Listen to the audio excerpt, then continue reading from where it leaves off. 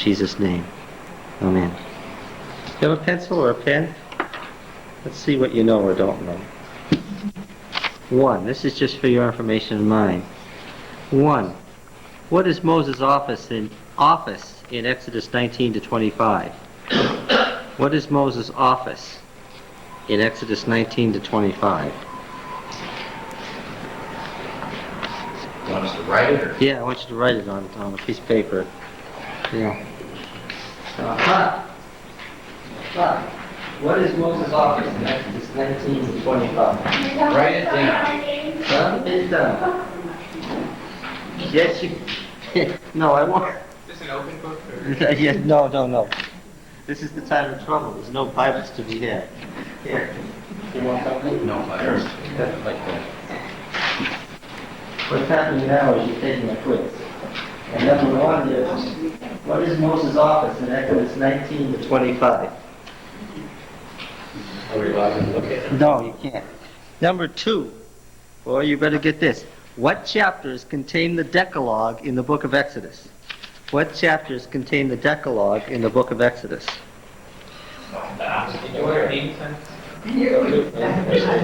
No, we're just going to go through it right here. I just want to see how you did. In Exodus, yeah. In Exodus. The answer to this is not Deuteronomy 5. You said Exodus. Yes. What chapters can... I heard one of the answers out loud, and you better stop that right now. What is Moses' office in Exodus 19 to 25? 2, what chapters contain the Decalogue in the book of Exodus? 3, what 2 views of the giving of the Decalogue are found in Exodus? Number 3, what 2 different views of the giving of the Decalogue are found in the book of Exodus? And that's easy. Nobody better miss that after 3 weeks of talking about it. Number 3, what 2 views of giving of the Decalogue are found in Exodus? Write it down. I know you know the answer. Yes, you do. You know the answer. You just... We're not doing it.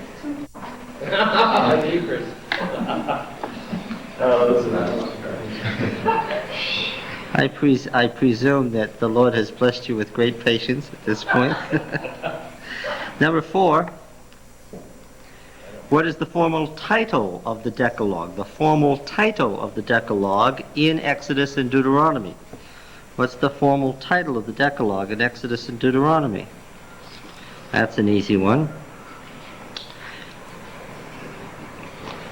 Number 5, you can say this in your own words. What was the original form?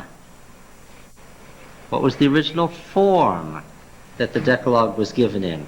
It's a little form criticism. What was the original form that the Decalogue was given in? That's an easy one too.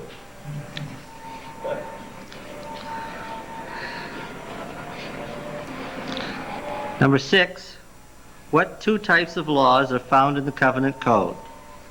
What 2 types or forms of law? What 2 forms of law are found in the covenant code? I don't mean civil and religious, don't say that. I'm talking about form here. What 2 forms of law are given in the covenant code? That's easy too. Number 7. Get this one right. 7. From what period does most of our present covenant code originate? Number 7. From what period does most of our present covenant code originate? This is the covenant code. From what period does it mostly come as it now stands?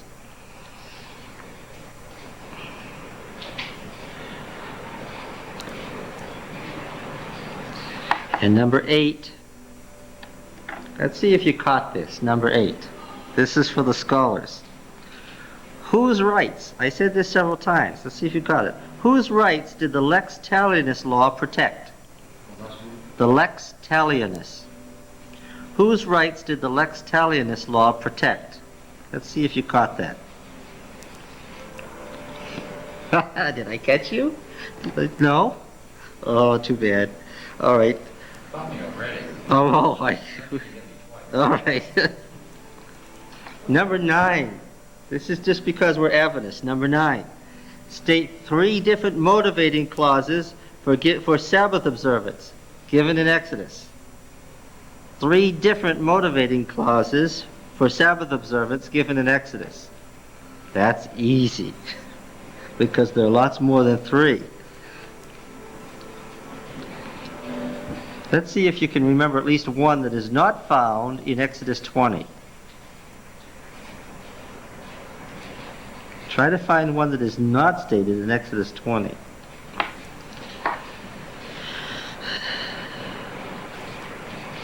And number 10, oh, this is really pushing it now. Number 10, give one commandment of the second Decalogue that differs from the first.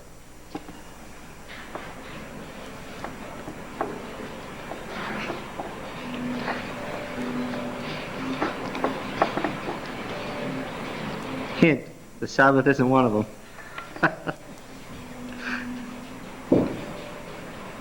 Isn't that fun? Okay, we done? How many know they got them all right? Know it? What's the answer to number 1? What is Moses' office in Exodus 19 to 25? No. No, not prophet. No, not judge. Ah! Deliver a priest. No, but priest is closer. 2 words, covenant mediator. Covenant mediator. Who got it right? All right, that's one that we'll star and ask again later. What is Moses' office in Exodus 19 to 25? Covenant mediator. This is the making of the covenant, right? Wasn't God also revealing things to him, so wouldn't that classify as prophet? No, there's a technical reason for saying mediator that we'll come to later. Did anybody miss what 2 chapters contain the Decalogue in Exodus? What are they? 20 and 34. Did you get it? Good. Good. Now, what I want to know is, after all your complaining, your bitter complaining, if you got number 3, what 2 views of giving of the Decalogue are found in Exodus? One view is, what? The law was given to Moses, or what? The law was given to all Israel. Yes. Right? Either the law was given privately to Moses, that's who I meant. You missed the quiz. Either the law was given to Moses privately, alone, or the law was given to all Israel, and they all heard it at once. What's the formal title of the Decalogue? The 10 words. That's right. I see you got that too. Huh? What was the original form of the Decalogue? What? Single word. Single words that were what? Negative single words. Okay. Negative single word. Negative single words. You remember? What did you ask for? I'm asking 10 You words. asked for the 10 words. And after you're done with the 10 words, just pass them around. Let everybody look at it. They're the 10 words which tradition has brought down to us from. Of course, the 10 words as single words aren't represented in the Bible, are they? So really, that's the work of Rabbinic Judaism in deciding which words must have been the words by looking at all the different forms of, say, the Sabbath commandment and determining which word appears consistently. Okay? And they arrived at the 10 words. The 10 words mean in English. Well, Or because I think you mentioned that when you translated it. well, I think you can figure it out just by looking at the 10 commandments what the 10 words are. We could go through that. No, that's okay. Okay. Of course, if she's been here the week we did Yeah, that, you know. I did, yeah. Oh, I see. Oh, I see. I see. All right. Sometimes So the original form of the Decalogue was 10 negative words. What 2 forms of law are found in the Covenant Code? Apodictic and casuistic. Absolutely. Quickly state what apodictic is. Broad principles, unrelated to time and place. What's casuistic? It's case law that states the case. If then. If then. This is where predictive prophecy came from. It came from casuistic law. If you do this, then this will happen. Since you have done this, therefore this will happen. That's where predictive prophecy came from in our classical prophets. Okay? So if, then is case law. Did you get this, number 7? From what period does most of our present covenant code originate? It started with Moses, Exodus says so, but that's not where the covenant code comes from that we have in there now. Where does it come from, most of it? Yes, Judges. What period of the Judges? Early or late? No. Early. They're just trying to find out what you do with property. If I had attached a name to it, what name would I have attached to it? Joshua. Yes. Okay. Number 8. First of all, let's figure out what lex talionis means. Lex, of course, is the Latin word for law of the eye. What is this referring to? An eye for an eye, a tooth for a tooth? That law, the covenant code. A new principle in law that brought in, we said, in the code of Eshnunah, in the code of Hammurabi, and also in the code here, whose rights did it protect that normally didn't have rights up to that point? Slaves, non-landowners, non-citizens. This protected the slave, who up to that point wasn't a person. In other words, this was a more liberal law and safeguarded the rights of people who before this didn't have any rights. All right. 3 motivating clauses for reasons for Sabbath observance in Exodus. What are some of them? Creation, that's the obvious one. Yes. Everything needs rest. Yes, yes. Well, I also took the first one, remembering. Well, what do you remember? You remember to observe, but why? Rest. Because the animals need rest, because your slaves need rest, because it's a feast holy to Yahweh, therefore you've got to hold a solemn assembly. In other words, so you can have a religious, so you can go to church. That's one of the reasons given. So that you can be refreshed, because God rested. Okay. All right. Now then, let's see, what are some others? Give one commandment of the second Decalogue that differs from the first. That's the easy one. I thought everybody would get that. Don't boil a kid. That's number 10, isn't it? That's the last one. Don't boil a kid in his mother's milk.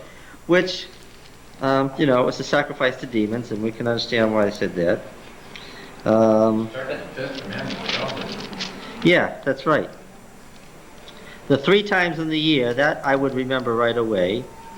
And the Feast of Weeks and First Fruits and so forth. Don't offer the blood of sacrifice with any leaven. That's an interesting one. Bring the first fruits of the ground and don't boil a kid in his mother's milk. Those are fun ones. Okay. What office did Moses occupy in Exodus 19 to 25? Judge. Covenant mediator. Great. Now let's see. We read all the way down through to almost to the edge of the sanctuary. But we don't want to read about the sanctuary today. If we get into that, now we don't want to get in that deep. Now let's go back right where we were. Where did the whole deal about the making of the covenant end up?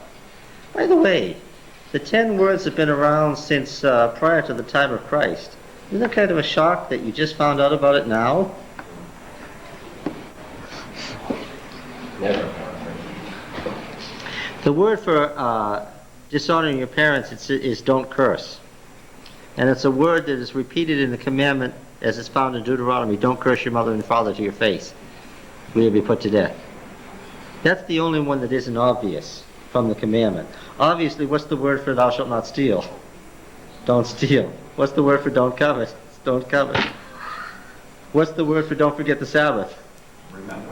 No, they're all negatives. It's don't forget. But why not say it positively as we read it today? Have you been in this class? Because which 2 commandments of those relating to God obviously were they most intent on safeguarding, and wherever there's a negative, that a negative is just don't do something that leaves a wide area for positive, right? Don't murder somebody means there's all sorts of things out there that maybe you should do or could do. And this is just minimum law, right? The Ten Commandments are minimum laws. Do you understand that? That's why it was considered easy. If you don't intend to kill somebody, and you don't intend to destroy your neighbor, and you don't intend to dishonor God, that's all that's being asked in the Ten Commandments. It's not considered tough. The fourth commandment has been greatly elaborated, longer than any of the other commandments. What does that tell you? Like the commandment about the parents, it has been turned into its positive form, and it's been elaborated more than the others. What does that tell you about their concern about its importance? Yeah, obviously they had more concern for that than anything else. It's the center of. And yes, it is true to say that the fourth commandment shows God's authority and states that He's the creator and so forth. Yes, it does. That's right. Because it has the greatest elaboration of any of the commandments. Now then, we will read in a number of places, don't forget the Sabbath, or don't fail to observe the Sabbath. We'll read the negative form. When teenagers condemn people over 20 because our church is negative, then maybe they're not so far from ancient tradition. Yeah, because these were slaves who knew nothing, right? They didn't know how that. This is the beginning point, right? This is really the outer limits of what. Go beyond that, you're really out in the heathen world if you want to steal somebody, right? If you want to kidnap them, if you want to rape them. That's outside the edge here of minimum law. But we also come up with a whole bunch of pretexts to establish that the law was known before Sinai to the ancients. Now what do we... Stated negative or positively to them. Oh, I don't think it was stated in this way at all. Remember, we're going to find out about this next time, but the priestly writers want you to think that the cult has been around, the cult that Israel now observes, has been around for how long? From the moment of creation. They're anxious to say that. That's one view given in Scripture. You understand that Scripture has a number of views that aren't entirely compatible. The view of the priestly writers is that this is just a continuation and the fullest revelation of what Abraham already knew, and these sacrifices Abraham already performed, and because the Sabbath is part of that, it went everybody in an unbroken line. You can be sure Enoch was observing it. That's not the view at all of the Yahwist, where Yahweh has made a covenant that's all new, brand new. It's a new revelation. The patriarchs never knew this, according to the Yahwist. This is brand new. Those are not entirely compatible views. All right, now, yes? And then where some people who would probably be called liberal, I would have the idea that Sabbath observance is not mandated by church ministers, but by personal relationship with God, that they're coming up with their own set of Sabbath observance. Well, that's not, when we read the priestly literature, we're going to find out that the priestly literature of the Bible doesn't agree with that at all. That the priests, by their knowledge, da'ath, which is a technical term, that the priests of Israel, by what they know based on revelation, tell you what to do about things like Sabbath observance.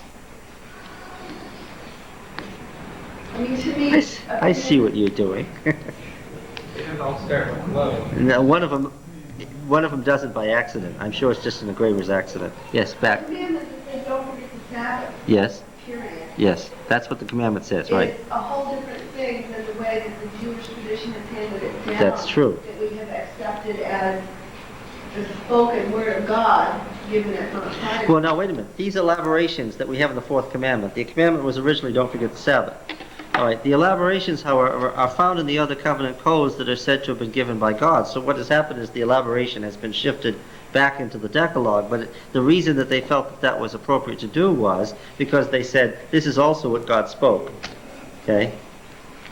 All right? It's not that they made up these further motivating clauses. All right, now let's go on to, we had just finished the covenant meal in Exodus 24. Right? In Exodus 24, we've come down to the end of the covenant meal. The blood has been sacrificed, has been put against the altar. It has been thrown on the people. This is the blood of the covenant. The people accept the covenant. the elders of Israel representing Israel go up and have the covenant meal with God, and the covenant is done. Okay, now they're now in covenant relationship. Okay, we've just finished. We're in the middle of chapter 24. Now then, there is an introduction in verse 12. The Lord said to Moses, Yahweh said to Moses, "Come up to me on the mountain and wait there, and I will give you the tables of stone with the law and the commandment which I have written for their instruction." Now remember, this wording here picks up the prose description of what happened that we found in Exodus 19 and 20, where it said that God spoke to all Israel. Right? Now he's spoken it, everybody's heard it, now what? In this view, now God, besides speaking it, has also what? He's also written it, and Moses has to go get it. All right? With the law and the commandment which I have written for their instruction. So Moses rose with his servant Joshua, and Moses went up into the mountain of God. And he said to the elders, "Tarry here for us until we come to you again, and behold, Aaron and Hur are with you. Whoever has a cause, let him go to them." Okay? Something happens right at this point in this verse.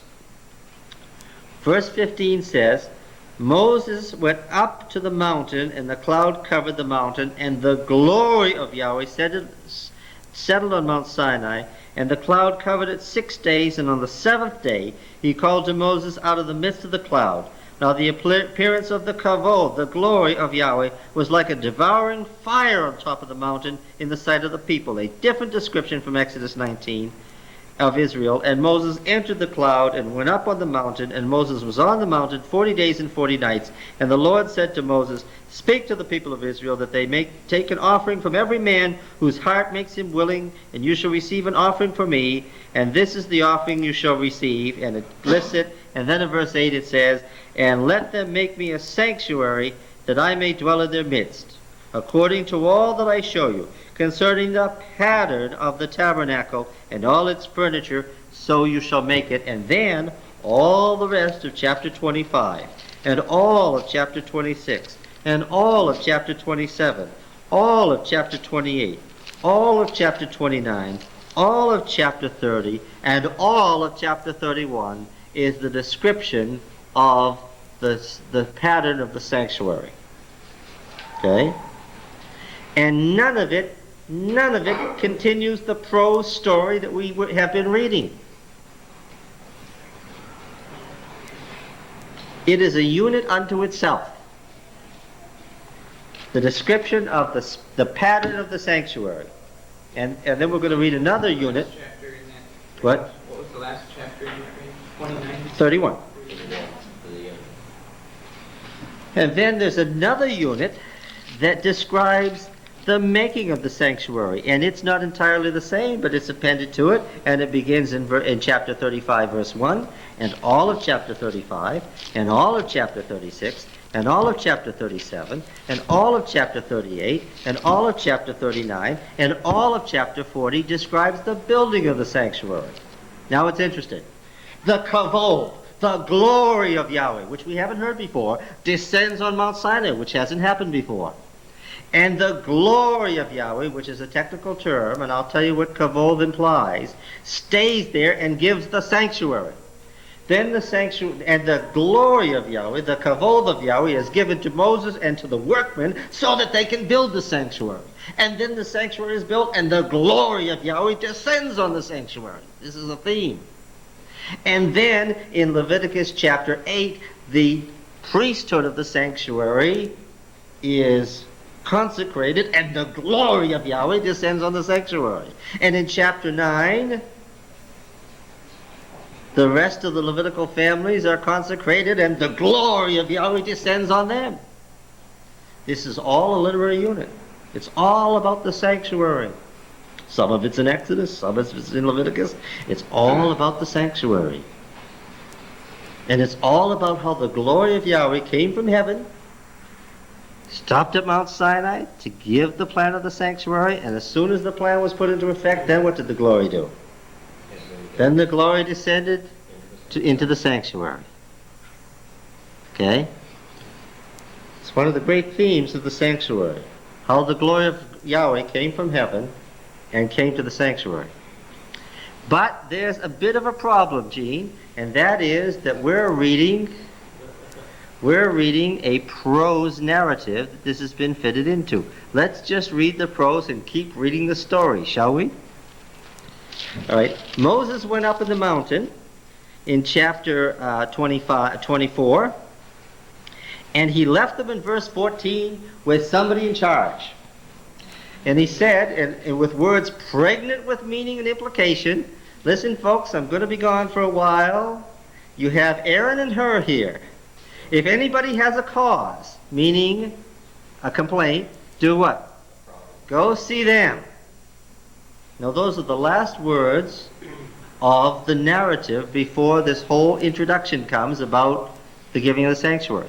So let's skip all the sanctuary stuff and continue reading the narrative. The last thing Moses said was, I'm leaving. You got Aaron and Hur. If you have a cause, go to them. Where does it pick up at? 32. Thank you. You got right on. Verse 1. When the people saw that Moses delayed to come down from the mountain, the people gathered themselves together to Aaron. Now this gathering together is a word that means by mob. It's not a good word. And they said to him, Up, make us gods who shall go before us. As for this Moses, the man who brought us up out of Egypt, we do not know what has become of him. An impudent, if anything, comment. And Aaron said to them, Take off the rings of gold which are in the ears of your wives, your sons, and your daughters. Oh, I know what this is about. They're playing this off, because the way the sanctuary narrative begins is that Moses is up on the mountain and God says what? Get an offering from the people. Get their jewelry. And what are you supposed to make of it? Make a sanctuary so that I can dwell among them. Meanwhile, the narrative is saying that the people were massing around Aaron saying what? We want gods. And Aaron says, let me have your jewelry. All right? Now then, and bring them to me. So all the people took off the rings of gold which were in their ears and brought them to Aaron, and he received the gold at their hand and fashioned it with a graving tool and made a molten calf. Now I know, let's not get hung up on quibbles. You can't engrave something that's molten. Was it an engraved calf or a molten calf? Obviously, they remembered it two different ways, so what did they do? Messed it up again. What? Don't quote your mother-in-law here. That quote is going to go on and on. Listen, it was either engraved or it was molten. And so what did they say? Whatever it was, that's what Aaron made, okay? And they said, who didn't say? Who didn't say? Aaron. This is going to become very important. And they said, These are your gods, O Israel, who brought you up out of the land of Egypt. Is there anything odd about that wording? Is there anything strange there? What's strange about it? It would have made more sense if they said, these are our gods who brought us. This is our God. What did you say? This is our God. This, what did you do? You shifted it from what? You shifted it from plural to singular. These are our gods when we're looking at a calf. Seems strange, doesn't it? So just odd wording. Let's go on. When Aaron saw this, he built an altar before it, and Aaron made proclamation and said, Tomorrow shall be a feast to Yahweh. Now, the authors are doing something here deliberately, and they expect us to read. They're saying that something was happening here in this story. The people were doing what? The people were after what? They were after the gods of Egypt. And Aaron was taking halfway measures. Now, we have seen this before. Do you remember in the story of the judgment on Sodom and Gomorrah, what two individuals were played off against each other? Who was played off against each other? Lot and Abraham. The longer you look at it, the better Abraham looks. And even God stops and thinks, thinks over what he's doing because Abraham is there to talk to him. But the longer you look at Lot, what? The stupider he becomes. Abraham says, let me give you a morsel of bread, and he presents them a great feast, right? Lot says, let me give you a big feast, and what does he give them? A morsel of bread, right? Abraham says, oh, now, my Lord, please, please. And what? And then he tells God, no, you can't do that. That would violate your own, you can't do that. What's Lot's position? Abraham's telling God what you have to do. What's Lot? He can't even get his daughters, his wife, his sons-in-law, can't even... No. In fact, when the people mass around him, what does he do? He knows he doesn't want the men to be raped, so what does he do? He suggests that they rape his daughters instead. Right? That's his solution. And the author wants you to see how stupid that is of Lot, and how that's just going to make the situation worse. Okay? So what is Aaron doing? He's saying, I'll make a cherubim. And above the cherubim, not the image itself, but above the image, who will be there? Yahweh. Aaron isn't saying that the calf is God. Please understand that. And the author isn't saying, because if you don't understand that, you can't figure out what is the position of Aaron in this chapter. Right. This is the strangest chapter. How could Aaron, who had just made a molten calf and taught Israel to worship it, become the high priest? No, but that's not what he did. Okay? What was he trying to do? He was trying to pacify them by making a cherubim where God could appear and proclaiming a feast to Yahweh. In the meantime, the people are looking at it and saying what? They wanted the gods of Egypt. And they said the gods of Egypt, and this started some trouble that happened later on. Let's flip 1450. Okay, let's flip 600 years. 1 Kings 12. One thing that is secure that this person they were trusting him and God, and they were afraid of what would happen. Oh, they're still pagans. This is absolutely the story of a bunch of pagans. 1 Kings 12. It can't be that Korah, Dathan, and the Abiram's rebellion was a spur-of-the-minute thing that had no preparation and no history. Oh yes, that's right. Because now see, that rebellion is part of the narrative we're reading. We're going to see that. The narrative we're reading has a series of rebellions. Yeah, what I'm interested in, I've never really noticed that before, is this they said. Yes. Who is the they? The people. They said to themselves. They said to each other. Aaron, the point is, Aaron didn't say. Or did they have leaders? Oh, I'm sure that they had leaders. I'm sure they did. Well, Absolutely. Come back to the Korah, Dathan, and Abiram. These guys obviously had a history because God didn't deal with them like they were spur-of-the-minute rebels. No. That's right. Now, let's look at this. Do you remember that David spent his life fighting to build an empire? And Solomon spent his life enriching that empire? And then came this spoiled teenage brat who inherited the empire?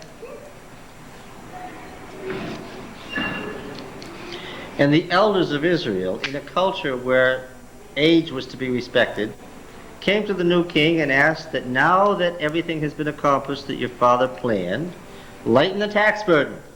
We can hardly stand it. We're hardly able to breathe because of the burden we're under.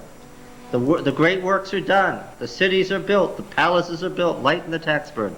Now you remember Solomon was famous for his prodigious fertility with his 1,000 wives, right? Or 300 wives and 700 concubines, whatever it was.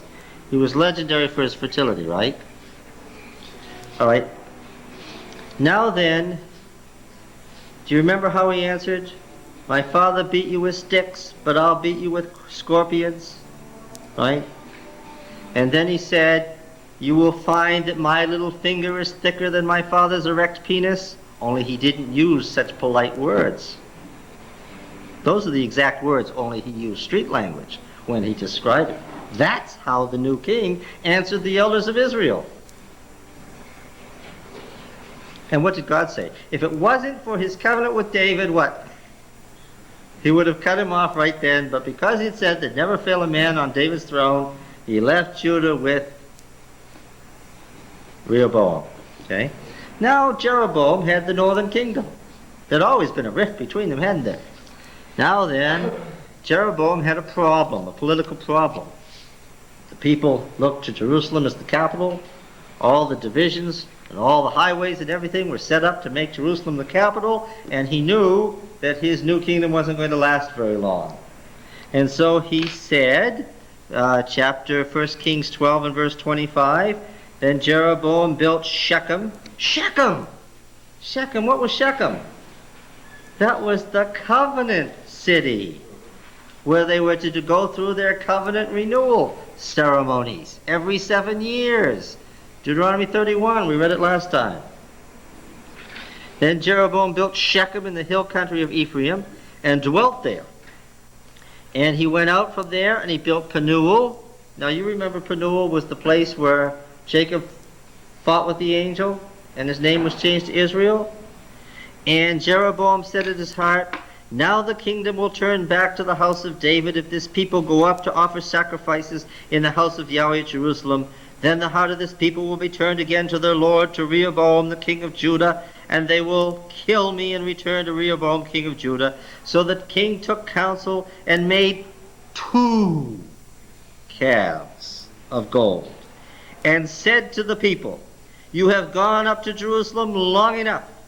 Behold your gods, O Israel, who brought you up out of the land of Egypt. Word for word. Verbatim. Now, we don't have problem here in this passage with these are your gods. We don't have a problem with the plurals. Why? Because he made 2 calves. And he set the one up in Bethel, and the other he put in Dan. And this thing became a sin, for the people went to the one at Bethel and to the other as far as Dan. He also made houses on high places and appointed priests from among all the people who were not of the Levites. And Jeroboam appointed a feast in the 15th day of the 8th month, like the feast that was in Judah. And he offered sacrifices on the altar. So he did at Bethel, sacrificing to the calves that he had made. And he placed in Bethel the priests of the high places he had made. He went up to the altar which he had made in Bethel on the 15th day of the 8th month, in the month he had devised from his own heart. And he ordained a feast for the people of Israel, and he went up to the altar to burn incense. All right, now, whenever I get to these passages, I stop and say, do you sense, does anybody want to say anything at this point?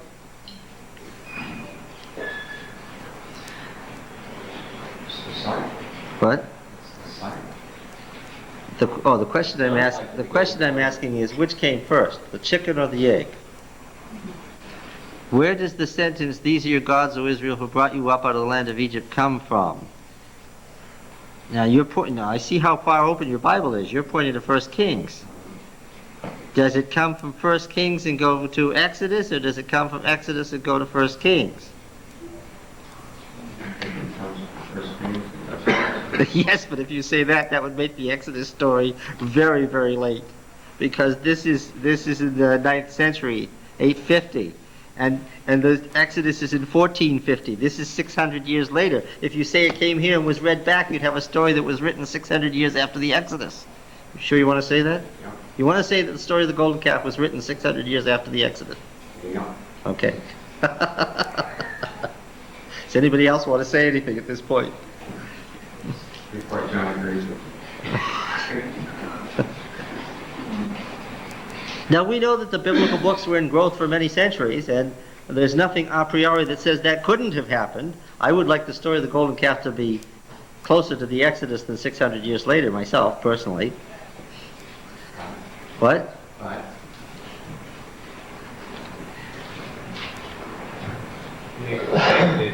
Well, which do you think, just on the face of it, which has the greater priority or claim?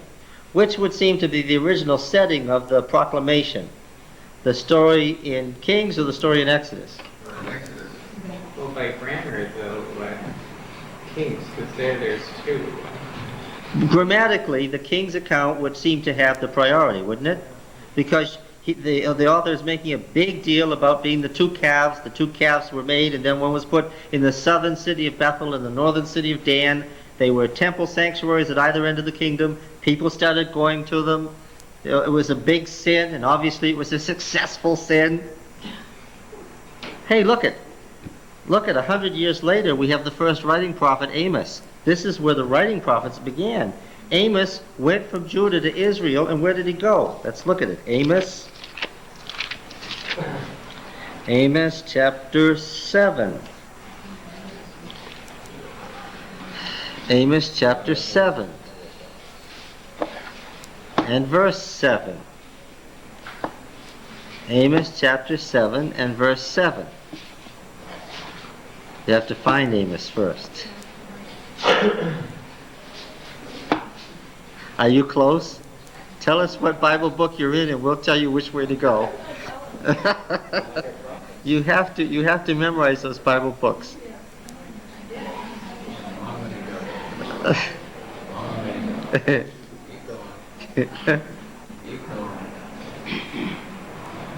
Please remember that the Old Testament is 2/3 of the Bible, so when you get near the Old Testament, you have a lot of pages open. We are, and this is on tape too. Amos 7 and verse 7. Okay, now. He showed me, this is Amos speaking, and I think this really is Amos speaking. He showed me, behold, the Lord was standing beside a wall built with a plumb line in his hand. And Yahweh said to me, Amos, what do you see? And I said, a plumb line. And he said, behold, I'm setting a plumb line in the midst of my people Israel. I will never again pass by them. The high places of Isaac shall be made desolate, and the sanctuaries of Israel shall be laid waste. And I will rise against the house of Jereboam with the sword. This is Jereboam the second. Then Amaziah the priest of Bethel, that is to say the high priest, there wasn't just one priest, this was a royal sanctuary. Amaziah the priest of Bethel sent to Jeroboam king of Israel, saying, Amos has conspired against you in the midst of the house of Israel. The land is not able to bear all his words. For thus Amos has said, Jeroboam shall die by the sword, and Israel must go into exile away from his land. Maybe he said that too. That's not, he's quoting something that's not in a prior passage in Amos. Then Amaziah said to Amos, O seer, go, flee away to the land of Judah, and eat bread there, and prophesy there. But never again prophesy at Bethel. For it is the king's sanctuary, and it is a national temple. A royal sanctuary and a national temple. Okay? This is how the writing prophets got started over this issue. Amos, 100 years later, was preaching against the calf temple in Bethel, and he was a Judean. And he was warned on pain of death to get out, to get back to Judah, and never come back, because this was a royal sanctuary and a national temple.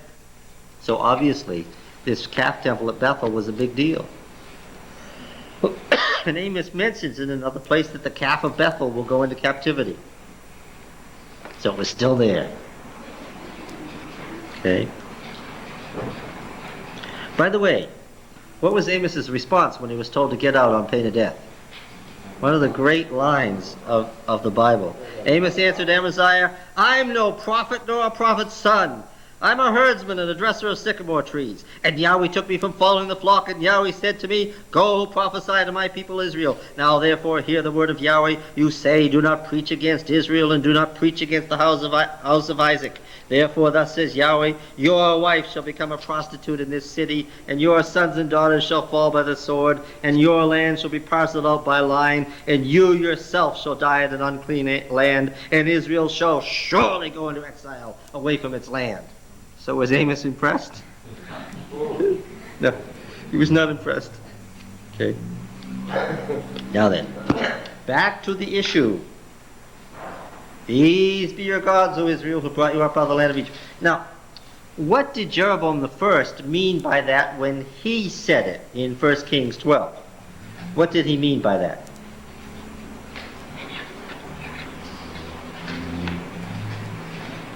Why are you frowning? had said. Gas. Did he mean that you worship the calf or worship Yahweh, who appears in the calf? What did he mean to say? Did he mean to found a new religion? Asked differently, did Israel continue to be a Yahwist state? No. Yeah. Well, Amos thought they had. He came to prophesy in the name of their God, Yahweh.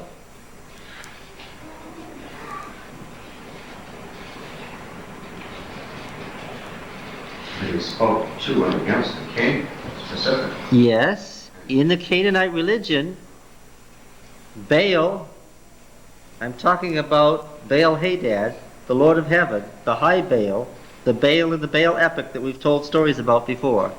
Baal appeared standing on the calf. The calf was his symbol, but he was not himself the calf. Are you clear on what I'm saying? The calf was made so that you could worship Baal in the Canaanite religion, but Baal came and stood on the calf, unseen. All right? There's a distinction there, whether the God was revealed through the idol or above the idol.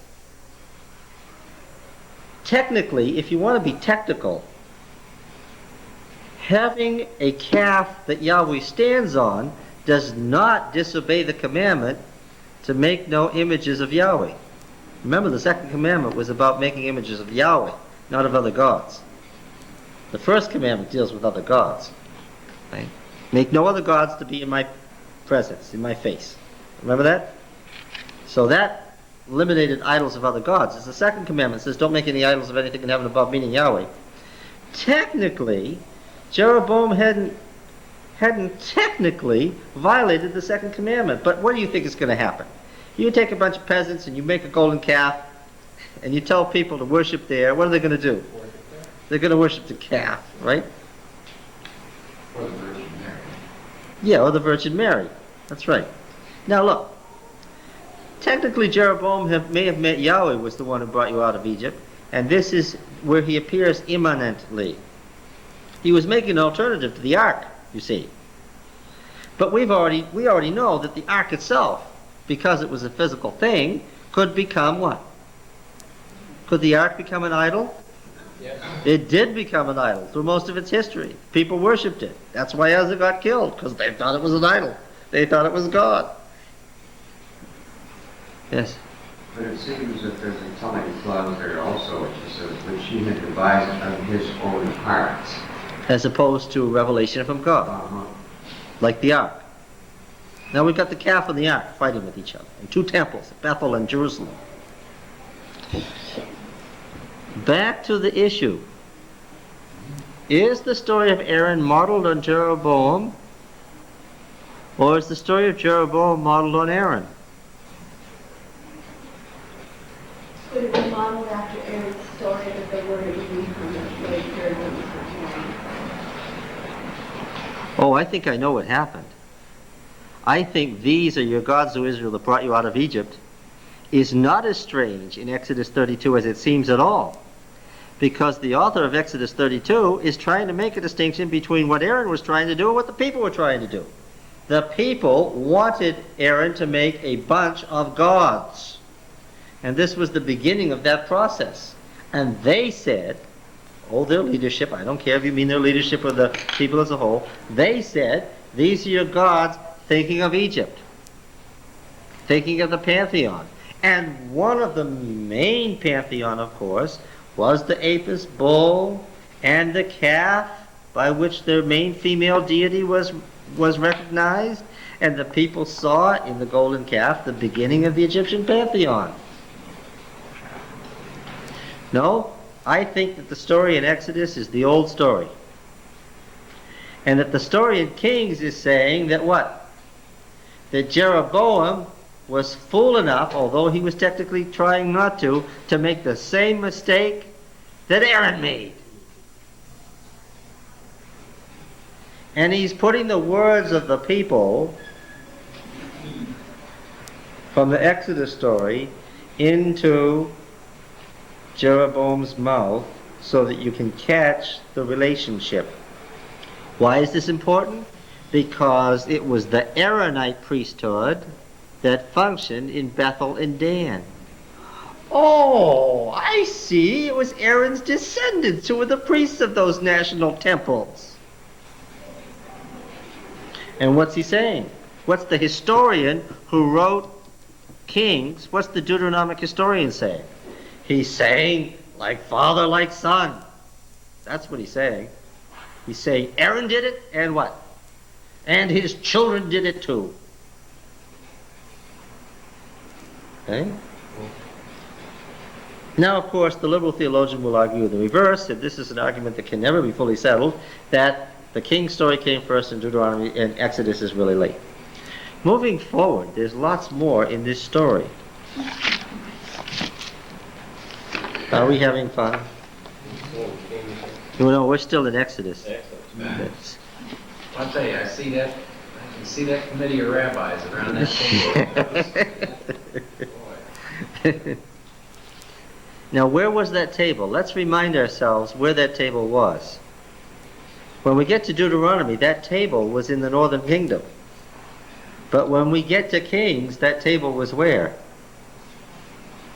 Was in Jerusalem, right? Because after all, as far as the Deuteronomic history is concerned, the northern kingdom never was legitimate. It was bound to fail. Right? Now then, getting back, where were we? Oh, yes. We were at verse 4. We are 4 verses into the chapter. He received the gold at their hand, fashioned it with a graving tool, and made a molten calf, and said, "These are your," and they said, "These," see how easy it is to misread it? And they said, "These are your gods, O Israel, who brought you up of the land of Egypt." When Aaron saw this, when he saw what? When he saw that they were going toward the Egyptian religion, he built an altar before it and made proclamation and said, "Tomorrow shall be a feast to Yahweh." What's he trying to do? Yes. Now we don't need to, we can make up our Bible as we go along at this point. Let's add to the Bible here. If this had been Moses, what would have happened? How far along would they have gotten? He would have collected their Torah. Aaron is already in trouble, right? Why is he in trouble? He made something with a good motivation that he knew, unless he was a fool, what? Would be misinterpreted. Now he's got himself into a worse situation than he was when they first were massed around him. Now he's going to try to salvage it by having a feast. Listen, these people have been out there receiving the law, right? Moses has sanctified them. He's warned them, have no sexual relations. They've been living on a strict diet, right? They've been finding out what the luxury of Egypt isn't when you're in the desert, right? Is Aaron a fool? What's going to happen at his feast? Oh boy. The worst thing about this is that Moses isn't really God. And that's what that's always in the background, isn't it? Moses is on the mountain with God. All right? Tomorrow's a feast to Yahweh. And they rose early on the morning. The author is, this is a great narration. They rose early. We've got a lot of compressed verbs. They offered burnt offerings. They brought peace offerings. The people sat down to eat and drink. This is in mockery of what we've just been reading. Remember, this is a prose continuation of the story we were just reading. What were they just doing? They just had a covenant meal. And now, in reference to that, what are they doing? They're having another covenant meal. And the people sat down to eat and drink and rose up to play. And the Hebrew verb play here has all the connotations that the Puritans who ran Massachusetts thought it had. Yes. So now we've got an orgy. Okay. Now we have an orgy. And Yahweh said to Moses, does this seem abrupt? Because the narrator has never let you forget what? Yes. Yahweh said to Moses, catch this, watch this closely, go down. For your people whom you brought up out of the land of Egypt have corrupted themselves. Do you catch it? No. Your people that you brought up. They have turned quickly aside out of the way which I commanded them, and have made for themselves a molten calf, and have worshipped it, and sacrificed to it, and said, these are your gods, O Israel, who brought you up out of the land of Egypt. And Yahweh said to Moses, I have seen this people, and behold, it is a stiff-necked people. Now therefore let me alone, that my wrath may burn hot against them, and I may consume them, but of you I will make a great nation. Well, there's a trick in the words. There's a psychological trick in the words. Now, I can see it because it happens several times. If God has come and tells Moses something bad, what happens? Moses does what? Moses goes crazy. But if God gets angry and tells Moses something angrily, what does Moses do? He says, now, please, Lord. Right? Now, what's interesting here is that on the top of the mountain, Moses is going to be what? He's going to be long-suffering, patient, pleading, mediatorial. But what? When he gets to the bottom of the mountain, yes, he's had time. All right, now, what else is the trick in the words? Leave me alone so that I can consume them. What is that? That's an invitation, isn't it? To do what? The clear implication is, leave me alone so that I can consume them. Don't talk to me so I can consume them. What's that saying? Saying, no, it's saying talk to me. Talk to me. Yes. All right. But Moses besought Yahweh his God. It said, his God. It said, O Yahweh, why does thy wrath burn hot against thy people, whom thou hast brought forth out of the land of Egypt with great power and a mighty hand? Did you catch it? Yes. Moses has done what? He's put the people back as God's responsibility. Why should the Egyptians say, with evil intent did he bring them forth to slay them in the mountains and to consume them from the face of the earth? Turn from thy fierce wrath and repent of this evil against thy people. I've caught it. I know this story. I heard this story before. Who is this? This is Abraham. This is the story of Abraham and Lot. I've caught it. That's who the models are here. This is Abraham and Lot all over again. After all, isn't this Sodom down at the base of the mountain here? And isn't God about to consume them using the same term as Genesis 18 and 19? The author has patterned his story deliberately. Weren't the Lord and Abraham standing on the top of the mountain looking down on Sodom? Isn't that what happened? Yes. Okay. The author is consciously making you think of that story. He wants you to think of it. Remember Abraham, Isaac, and Israel, thy servants, to whom thou didst swear by thine own self, and didst say to them, I will multiply your descendants as the stars of the heaven, and all this land that I have promised I'll give to your descendants, and they shall inherit it forever. And Yahweh repented, same word, that what he had thought to do to his people. And Moses turned and went down from the mountain with the two tables of the testimony in his hands, tables that were written on both sides. On the one side and on the other they were written. Oh, because in the narrative, we haven't heard the Decalogue yet, have we? We don't know what the Decalogue is yet in the narrative, right? Because Exodus 20 was what? What's this sign? This is the insert sign, right? Into the narrative was inserted Exodus 20 in a place that was deliberately designed to make it appear that the Decalogue was spoken to whom? To all the people. Whereas if you had left it out, it would appear that the Decalogue was spoken to Moses alone. Okay? Now then. All right, we don't know what it says yet. And the tables were the work of God, and the writing was the writing of God, graven on the tables. When Joshua heard the noise of the people as they shouted, he said to Moses, "There is a noise of war in the camp." But he said, and this is poetry, it's two little lines of exactly balanced parallel with the same number of syllables. It's not the sound of shouting for victory or the cry of defeat, but the sound of singing that I hear. And as soon as he came near the camp and saw the calf and the dancing, you get the whole picture in there with a few words, right?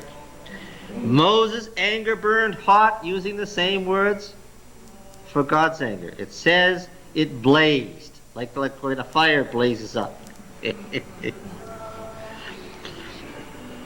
And he threw the tables out of his hands and broke them at the foot of the mountain. And he took the calf which they had made, and he burnt it with fire, and ground it to powder, and scattered it on the water, and made the people of Israel drink it. Now, these are words that are used in the Baal epic for what was done to Baal's body, because it was seeds. These are seeds. In Baal's body is seeds. Okay? And when it was parched, of course, they ate that, right? They put it in the water. They parched the seed. Some of it they threw into the ground. Baal's body was seeds because it grew up and made life. Okay? These exact words are word for word from the Baal epic. Moses said to Aaron, so far Moses hasn't said anything. Did you notice that? There's just a piling up of verbs. You get the idea that he acted fast. Why didn't anybody stop him? First of all, was Moses an authority figure? The narrative has made the point that Moses was like God to the people. The narrative has said those exact words. And reading just the narrative, how did the people feel about Moses? They were afraid of him. And they didn't break loose until what? Until he was out of sight. Yes. And he hasn't said anything yet, and they haven't stopped him because they are afraid of him. And Moses said to Aaron, "What did this people do to you that you brought a great sin on them?" Oh, look. Aaron didn't look like he'd been beaten up. He couldn't see any physical signs of torture. Right? Who does he hold solely responsible for this? You brought their sin on them. What was the last thing in the narrative portion of Exodus that was said? I'm going to be gone for a while. If you have a problem, speak to Aaron and Hur. Where was her? Hur is nowhere to be seen. He's out of sight.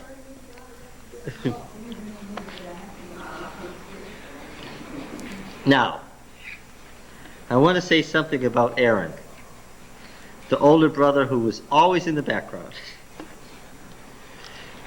This was his first chance at sole responsibility. How had he done? How would you feel? Look, was there anything to say? Also, we have to say this.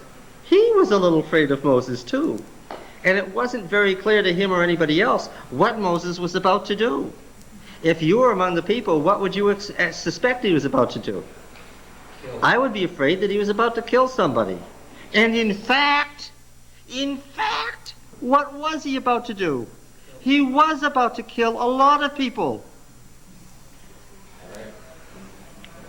And that sudden recognition that comes to people who are so sorry when they're drunk. Like, have you ever seen it? Yes.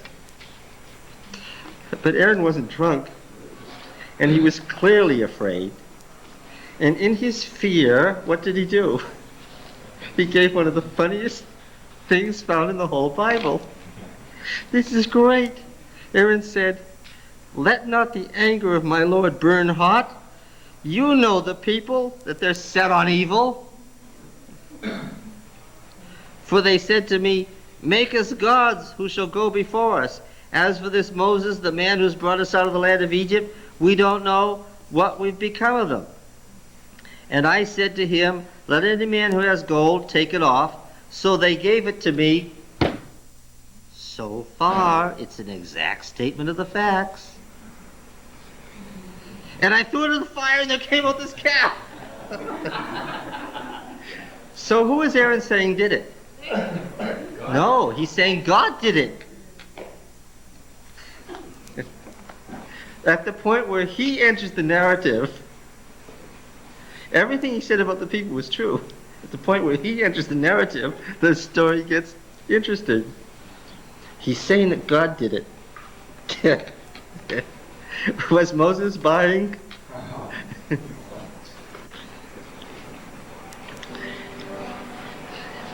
And when Moses saw that the people had broken loose.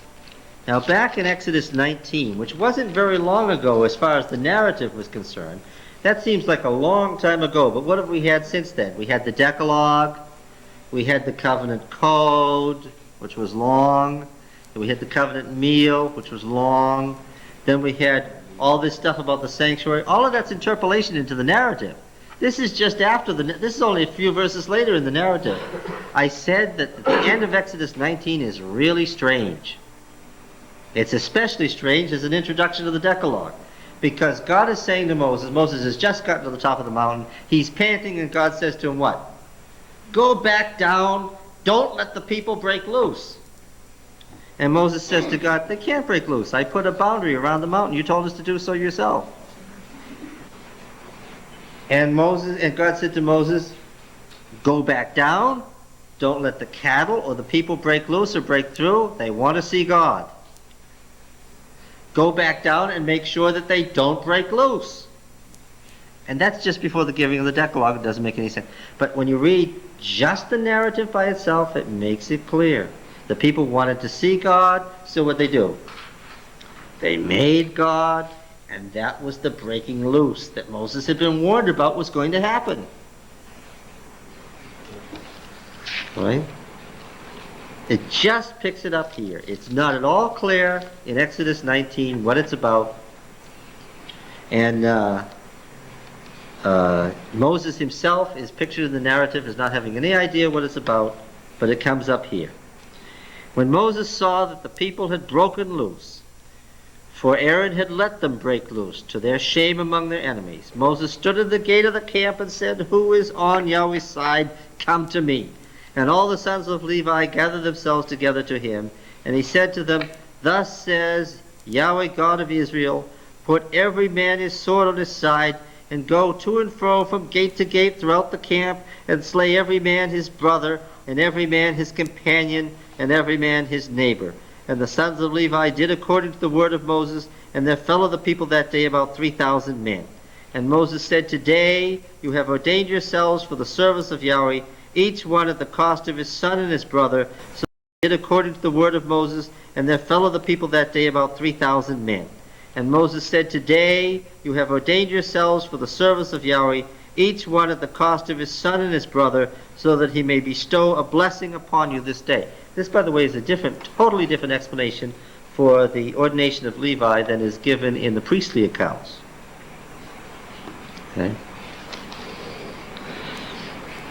And on the morrow, Moses said to the people, you have sinned a great sin. Why did he wait till the next day?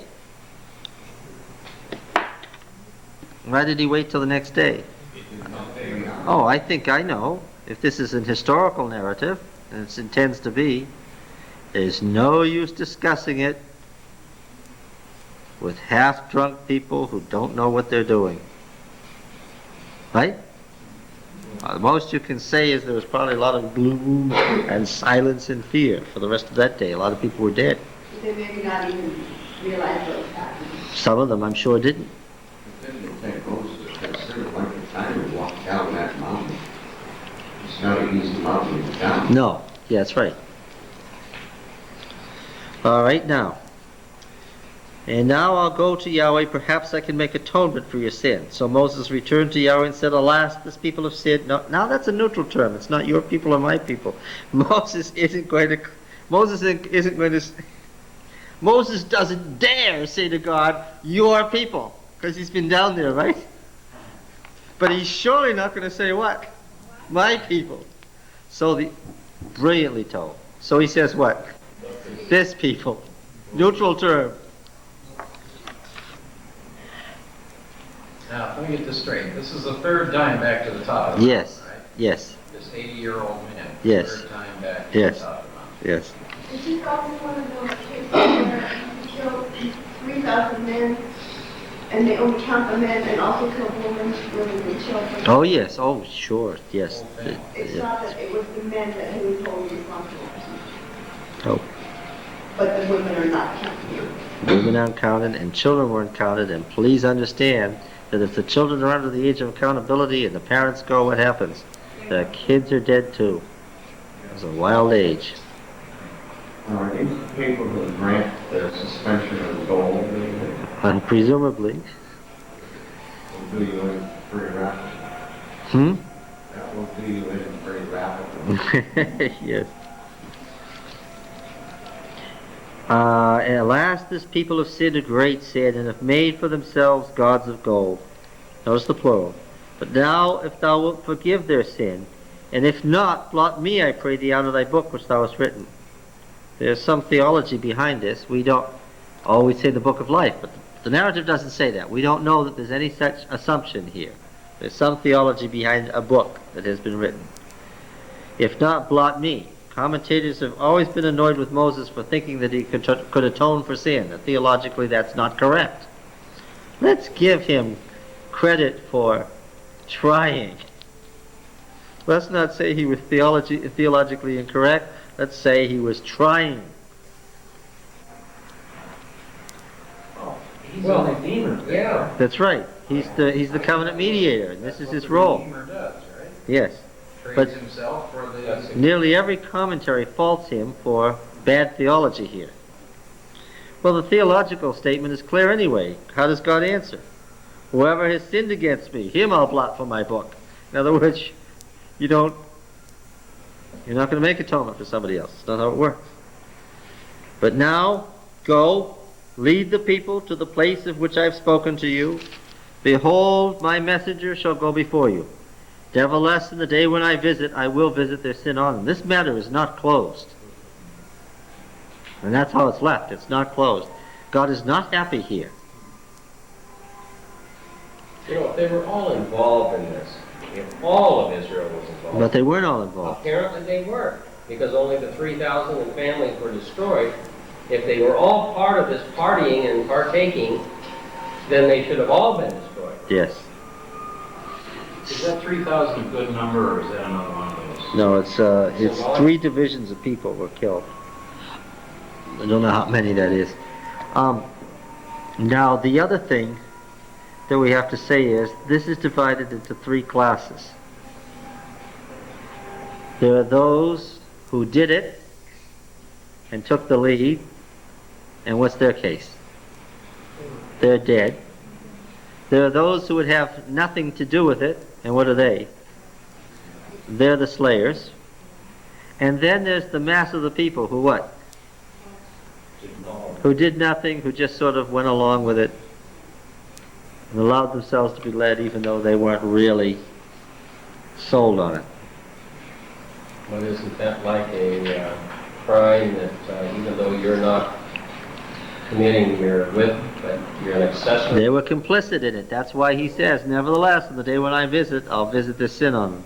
John, how many Israelites were there at this time? How many were there at this time? I will answer that question when we come to the book of Numbers,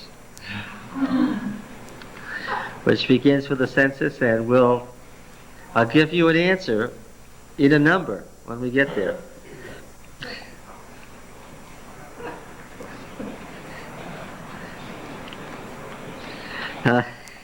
Isn't that awful?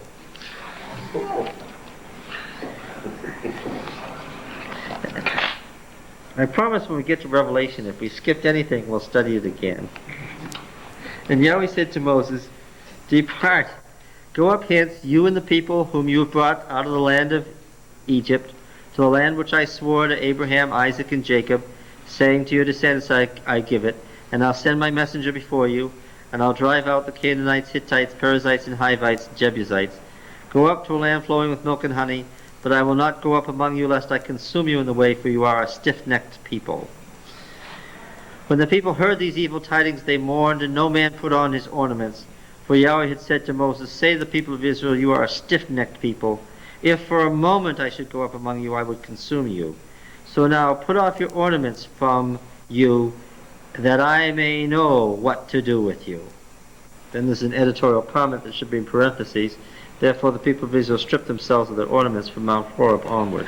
It's a theological explanation for not wearing jewelry because of the sin at the covenant breaking at Sinai. What about verse 35 of the previous chapter? I think you mentioned that. Oh, did we skip the plague?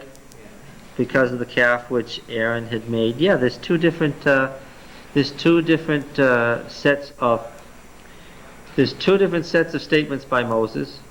There's two different judgments by God, and there's two different promises by God to not to go up but to send his angel. The story has two endings.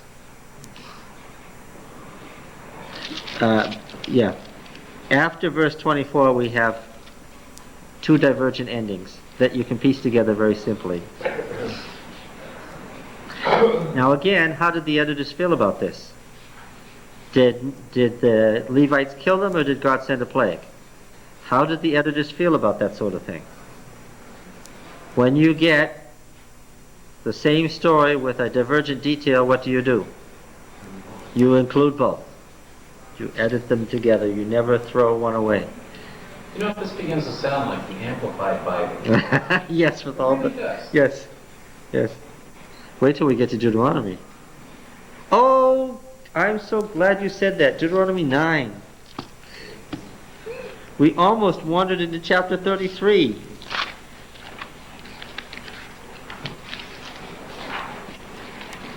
But Richard, this is partly your doing because you brought up the story divergencies.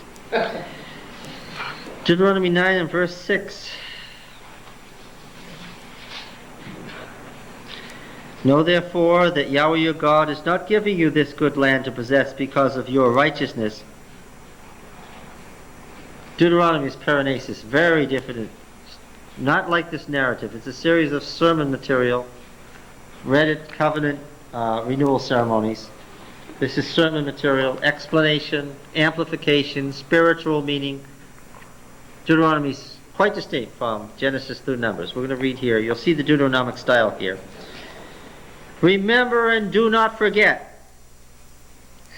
That's typical Deuteronomic style. It's full, it's florid. Remember would have been fine. Don't forget would have been fine. But if you're talking in Deuteronomy, you're going to get... Yes. Remember and do not forget how you provoked Yahweh your God to wrath in the wilderness. From the day you came out of the land of Egypt until you came to this place, you've been rebellious against Yahweh. Even at Horeb you provoked Yahweh to wrath, and Yahweh was so angry with you that he was ready to destroy you. When I went up to the mountain to receive the tables of stone, the tables of the covenant which Yahweh had made with you, I remained on the mountain 40 days and 40 nights. I neither ate bread nor drank water. And Yahweh gave me the two tables of stone written with the finger of God, and on them were all the words which Yahweh had spoken with you on the mountain, out of the midst of the fire on the day of the assembly. And at the end of 40 days and 40 nights, Yahweh gave me the two tables of stone, the tables of the covenant. Then Yahweh said to me, Arise, go down. Go down quickly from here, for your people whom you brought out of Egypt have acted corruptly. They have turned aside quickly out of the way which I commanded them, and have made themselves a molten image. Furthermore, Yahweh said to me, I have seen this people, and behold, it is a stubborn people. Let me alone that I may destroy them and blot out their name from under heaven, and I will make of you a great nation, mightier and greater than they.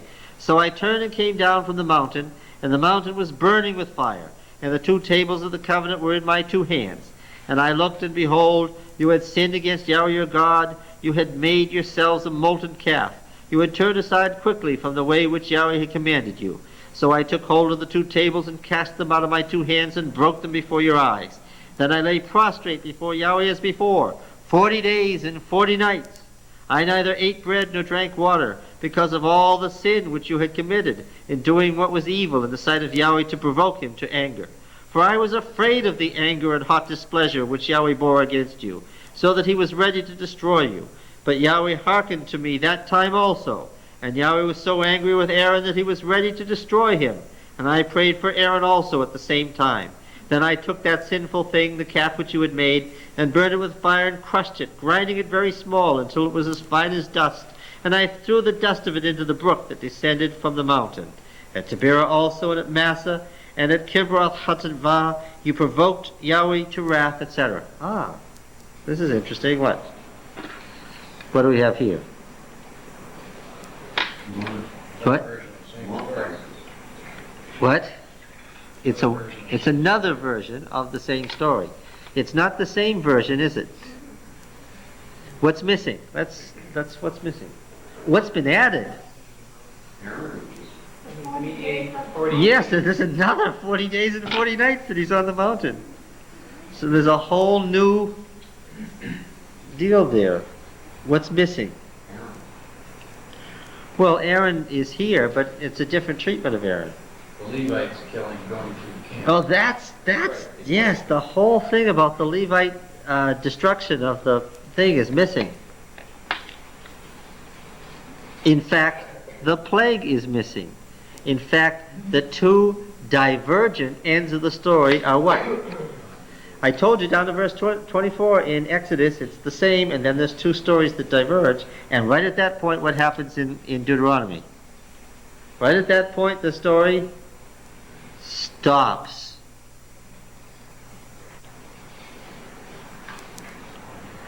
Aaron's role is passed over in silence. We find out that God is angry enough to destroy him, which doesn't say in Exodus, but we're not told why in this version of the story.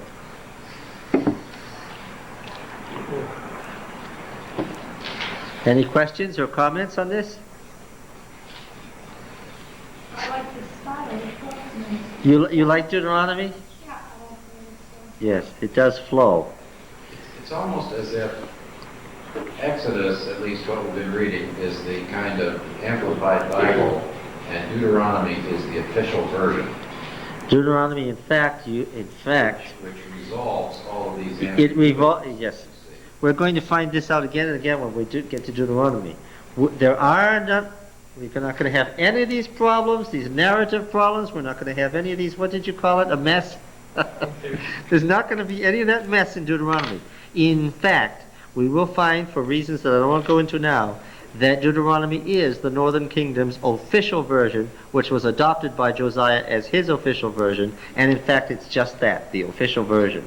It's the final statement of Moses on what really the covenant was all about and is all about today, because he's going to keep saying, to this day. Yes, it is indeed the official version.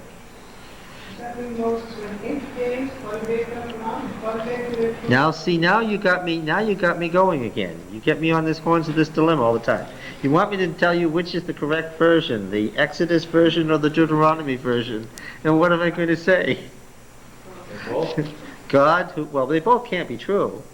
Either he was there 40 days and 40 nights, or else he was there 80 days. Yes. Well, they were two separated 40 days. Two separated 40 days. Were there two or were there not? That's the question. I would think they were. You vote for Deuteronomy. I think that's just a detail that they didn't go. You think it's just a missed detail in Exodus, and yet you have a lot of details in Exodus that aren't in Deuteronomy. It's like the Gospels. Some Gospels have one detail. Yes, this is no worse than getting the Synoptic Gospels to agree on whether there was one demoniac or two, whether it was before they went across the lake or after they went across the lake. These details do not affect the inspiration of the Bible. Which one happened? I don't know. What?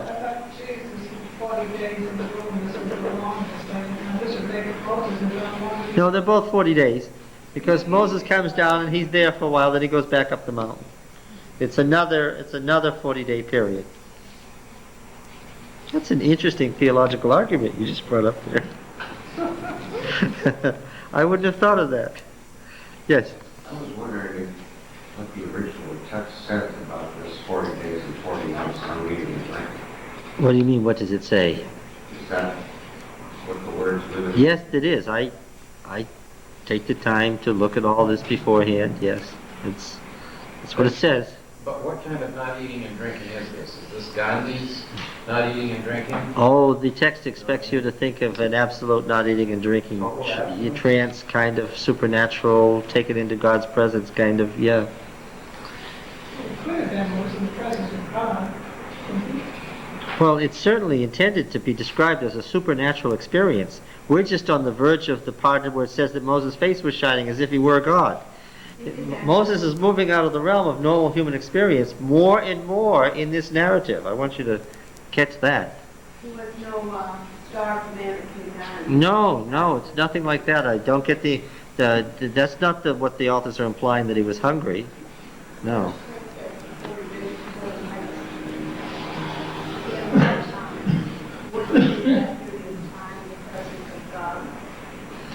Was Moses aware of the passing of time? No, I don't think so. Yeah, and it's meant to be 6 weeks. There's a Sabbath before and a Sabbath after, so it's meant. This is all. The narrative is all assuming that these things happened on Sabbaths. Must have been something mystical about 40, otherwise it seems like there wouldn't be so many instances. That's a good question. We'll have to look that up in numerology. Why does 40 keep showing up? We know why we have 10s and 12s and 7s. Why do we have 40? That's a good question. We'll find that out. All right.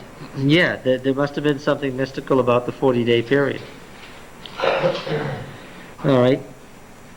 Doesn't it also make sense here from the way they treat these stories that this is not the details, just like the detail of the story, I mean, whether all the people heard it or didn't, is not the point of the Yahweh's version of what was going on. No, it wasn't the... Telling a different story. That's right. So that was completely irrelevant to him. This becomes a theological issue later as you're putting the book together. When you try to use it as a proof text. Well, they were making a national epic. And they had to discuss each thing.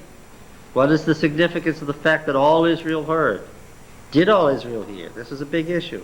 Obviously, we know how they came down on that.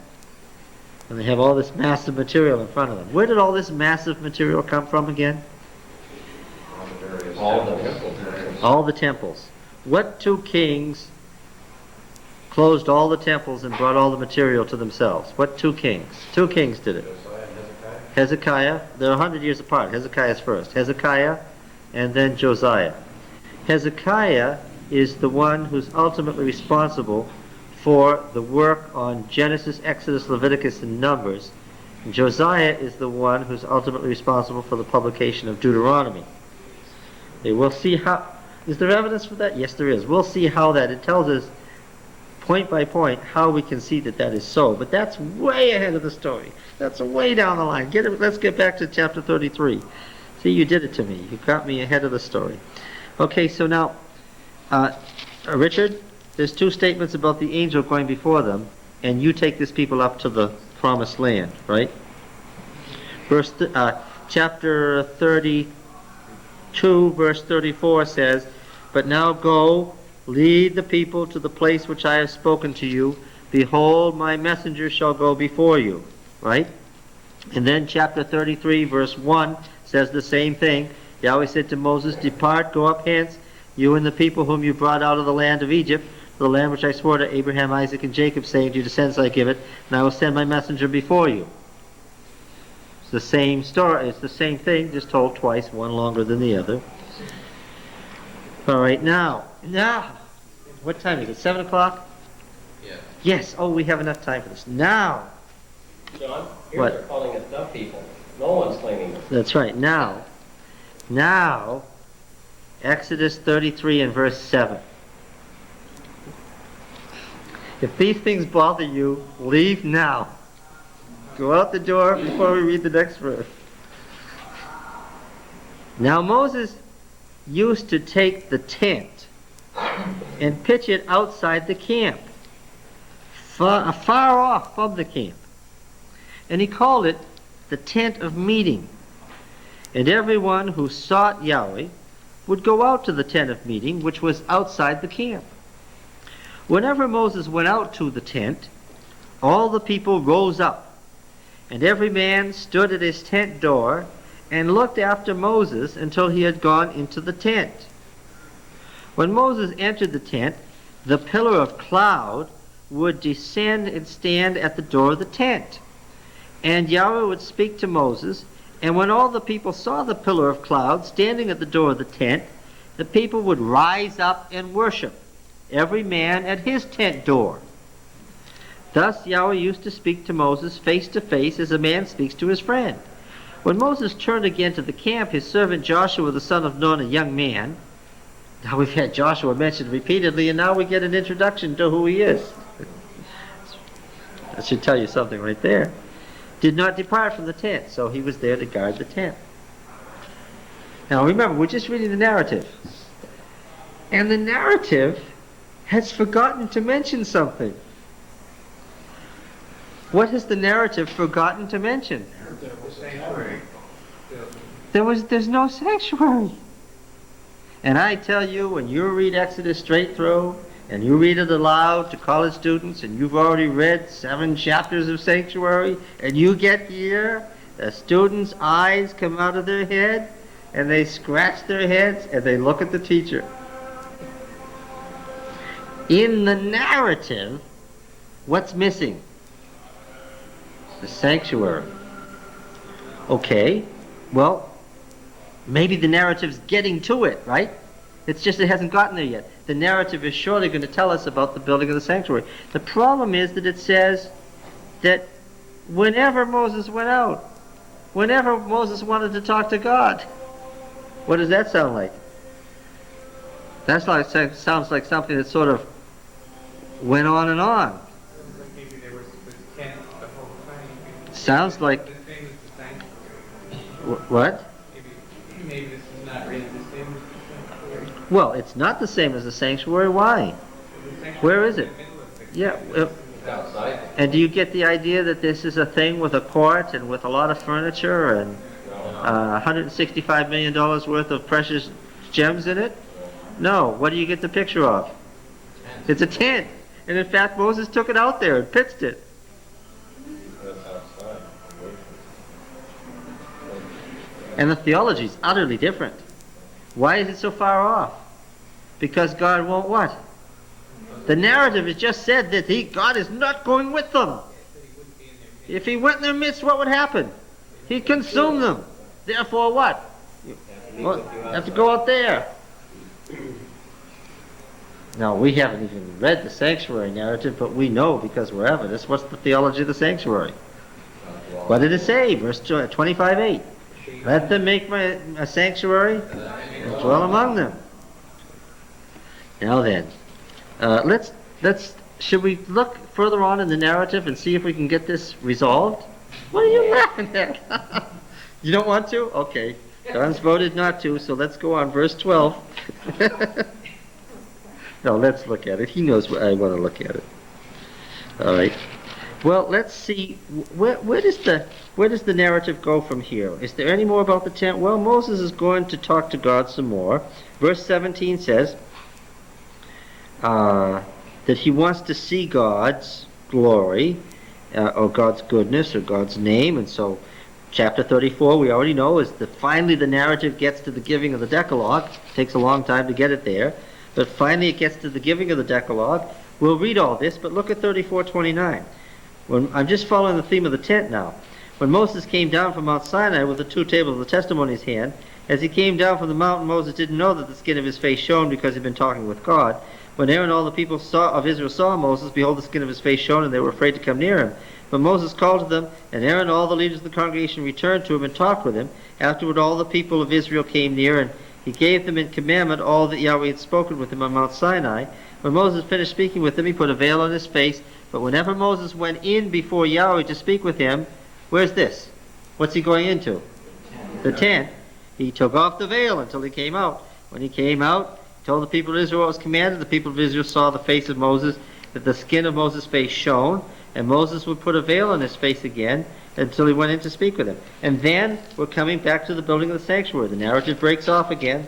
Okay, and how much of the rest of Exodus is the building of the sanctuary? All of it. And then in Leviticus, how much of this is priestly material in Leviticus? How much of Leviticus is priestly material? All of it? Yes. Hey, where'd the narrative go? Where did the narrative go? Well, it's still here. Obviously, it's not in Leviticus. So, well, let's see. It's got to be somewhere in Numbers. Well, as we open Numbers, we're still in Levitical material. The priests counted the people. The Levites got set around the sanctuary. The Levites got dedicated, chapter 3. The Levites themselves got counted, chapter 4. How many there were of each family of the Levites? Laws and regulations about purifying the camp, chapter 5.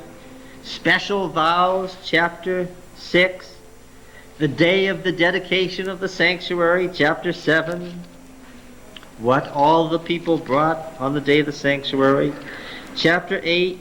Special preparation of the Levites for the march, chapter 9. The Passover, how the cloud is going to stay by the tabernacle, and the 2 silver trumpets of the tabernacle sounding the alarm. Yes, chapter 10 and verse 11. In the second year, on the second day of the month, on the 20th day of the month, the cloud was taken up over the tabernacle of the testimony, and the people of Israel set out by stages. The tabernacle was taken down. So this is the story of the march with the tabernacle, right? They actually start marching with the tabernacle. I'm reading in Numbers chapter 10, verse 11, they start out. But then in verse 29, something happens that's funny. They actually start out and they're marching at the beginning of the chapter. But in verse 29, and Moses said to Hobab, the son of Reuel the Midianite, Moses' father-in-law, we are about to set out for the place of which Yahweh has said, I will give it to you. Come with us, and we'll do you good. For Yahweh has promised good to Israel. But he said to him, I will not go. I will not depart my own land. I'll depart to my own land and kindred. He said, do not leave us, I pray you. For you know how we are to encamp in the wilderness, and you will serve as eyes for us. And if you go with us, whatever good Yahweh will do to you, the same do to us, the same will do to you. At the end of the narrative we had been reading, God had said, I'm not going to go with you. I won't go with you and guide you. The next thing in the narrative is that Moses says to his brother-in-law, what?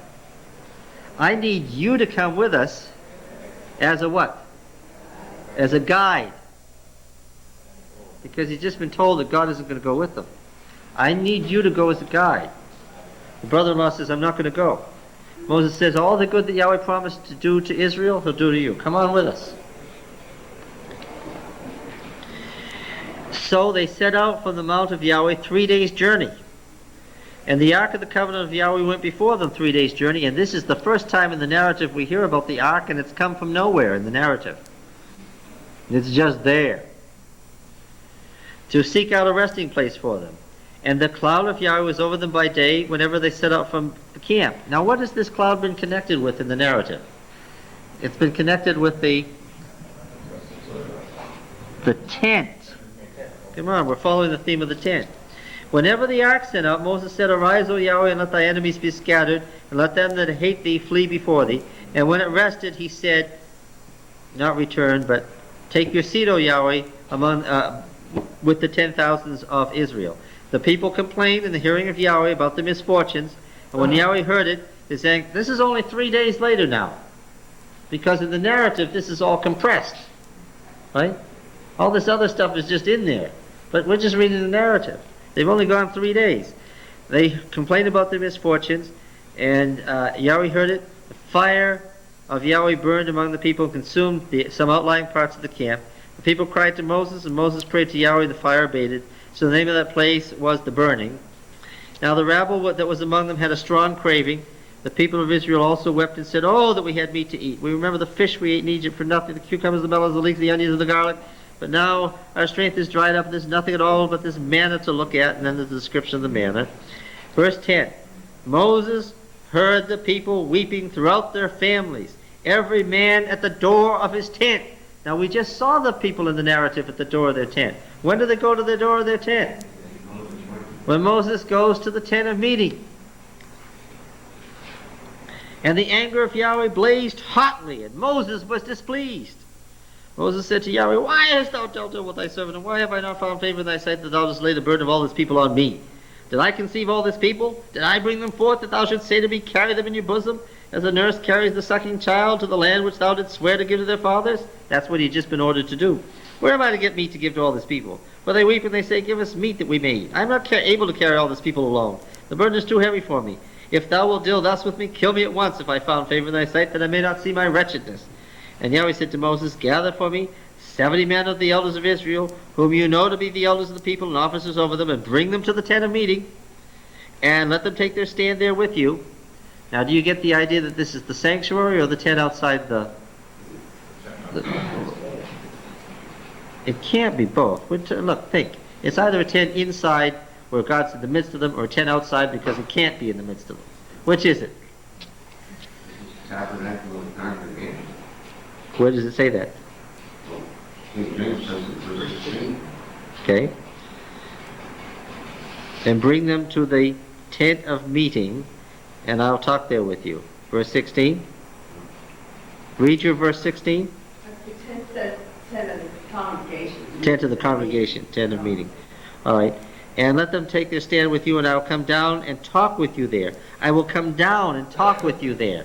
Does that sound like the wilderness sanctuary or the tent of meeting? Yes. Okay. And I'll take some of the spirit which is on you and put it on them. And they shall bear the burden of this people with you. They may not bear it yourself alone. And say to the people, Consecrate yourselves for tomorrow, and you shall eat meat, and have, for you have wept in the hearing of Yahweh, saying, Who will give us meat to eat? For it is well with us in Egypt, and so therefore. Verse 24. So Moses went out and told the people the words of Yahweh. Where had he been? Verse 24. He had been in the tent, and he gathered 70 men of the elders of the people and placed them round about the tent. Then Yahweh came down in the cloud. Are you getting this, Cliff? These are the words for the tent of meeting, not the sanctuary, right? And spoke to him, and took some of the spirit that was on him, and put it on the 70 elders. And when there the spirit rested on them, they prophesied, but did so no more. Now 2 men remained in the camp. Oh, that tells me for sure. 2 of the 70 didn't go out of the camp; they stayed in the camp. So which is this? This is the tent of meeting. This is after they left Sinai, folks. This is after they left Sinai. The priestly literature is going to assure us that before they left Sinai, what did they have? They had the tabernacle. Now the 2 men that remained in the camp, one named Eldad, the other Medad, spirit rested on them. They were among those registered, but they had not gone out to the tent. They had not gone out to the tent. And so they prophesied in the camp. And a young man ran and told Moses, Eldad and Medad to prophesy in the camp. And Joshua the son of Nun, the minister of Moses, one of his chosen men, said, My Lord Moses forbid them. But Moses said to them, Are you jealous for my sake? Would that all of Yahweh's people were prophets, that Yahweh put his spirit on them. And Moses and the elders of Israel returned to the camp. By the way, this is a time when prophets and prophecy were in existence, and prophesying by group, as we see, like Saul was among the prophets. It's a concept of prophecy that was current only in the period of the judges, right? Prophets in Elijah's time, in the 8th century, didn't go around prophesying in bands except for Elijah's disciples. And Amos didn't know anything about that kind of prophet. And Isaiah tells you that's the false prophets, right, Jeremiah? This is at a time when ecstatic tongues was okay for prophets. And where do we see that? We see that in Samuel. We see that in the time of the judges. Okay? That's the concept of prophecy that's given here. So I know something about... But in this, and Moses, verse 30, and the elders of Israel returned to the camp. And then the quail. Okay? Now, chapter 12, verse 1. Chapter 12 and verse 1. Miriam and Aaron spoke against Moses. It's in the PL. Richard, it's PL. What is PL? Is intensive or repetitive, right? Yes? PL. Intensive or repetitive. So how would you translate this? They used to, or? They used to, or they repeatedly. Yeah. You wouldn't say that this was a one-time event. Okay? Now Miriam and Aaron spoke repeatedly or constantly against Moses because of the Cushite woman who he had married a Cushite woman. Do not read into the narrative that this is the wife Zipporah. One of two things is the case. Either the wife Zipporah is dead, or what? Or this is a second wife. Did they have a problem with the wife Zipporah? No, because she wasn't a Cushite woman. What does Cushite mean? It means African. It means black. Oh, there's a funny comment in here. God makes a funny comment about this. Go back to Moses' family. Back there in the 16th verse of 11 says that God told Moses to gather the 70. I know that Moses' father-in-law and advised him to Yes. Look, on the way to Sinai, the people cried for quail, and Moses' father-in-law appointed 70 elders. In the priestly story, on the way from Sinai, it's a different story. On the way from Sinai, the people cried for quail, and the 70 elders were appointed under different circumstances. Would you like to ask me which is true?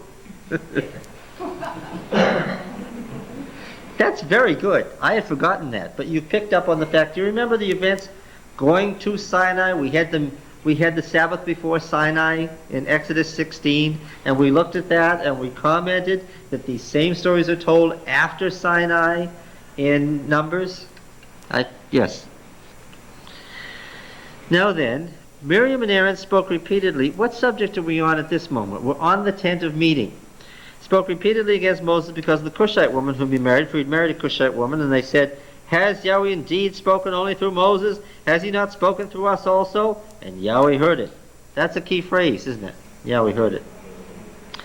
Now the man Moses was very meek, more than all the men that were on the face of the earth. And of course that's no problem as long as you know this is a recounting of the story. If you think Moses wrote this, you're in major trouble here. And suddenly, Yahweh said to Moses and Aaron, "Come out, you three, to the tent of meeting." Now again, they're on the march from Sinai to the covenant land. And what do we have here in the narrative sections? Where's the tent of meeting? Outside. And the three of them came out. And Yahweh came down in a pillar of cloud. Is this familiar? And Yahweh, it's nothing if it isn't consistent, came down in a pillar of cloud and stood at the door of the tent. And called Aaron and Miriam, and they both came forward. He said, "Hear my words. If there's a prophet among you," and here's that same view of prophecy. This is at a time when they knew the phrase prophet. "If there's a prophet among you, I, Yahweh, make myself known to him in a vision. I speak with him in a dream. Not so with my servant Moses. He's entrusted with all my house. With him I speak mouth to mouth clearly and not in dark speech, and he beholds the form of Yahweh. Why then were you not afraid to speak against my servant Moses? And the anger of Yahweh was kindled against them, and he departed. And when the cloud was removed from over the tent, behold, Miriam was leprous, as white as snow." And you get the pun. It's intended to be an ironic pun. What was her problem? Well, yes, her problem was Moses' black wife. So God turned her white. That was the. See, remember these are Semites. They're not white or black. They're red. They're in between, right? Now she has a problem with black. So what? So God makes her white. Yes, it's great. It's funny. You'll notice that the narrative writer is a great writer, right? It's wonderfully told. And Aaron turned toward Miriam, behold, she was leprous. And Aaron said to Moses, "O my Lord, do not punish us because we've done foolishly and have sinned. Let her not be as one dead of whom the flesh is half consumed when she comes out of her mother's womb." And Moses cried to Yahweh, "Heal her, O God, I beseech thee." But Yahweh said to Moses, "If her father had but spit in her face, should she not be shamed 7 days? Let her be shut up outside the camp 7 days, and after that she may be brought in again." So Miriam was shut up outside the camp 7 days. And the people did not set out on the march, so Miriam was brought in again. After that, the people set out from Hazeroth and encamped in the wilderness of Paran, which is on the borders of the covenant land. Paran is South Judah. So this all happened when they were right on the edge of the covenant land.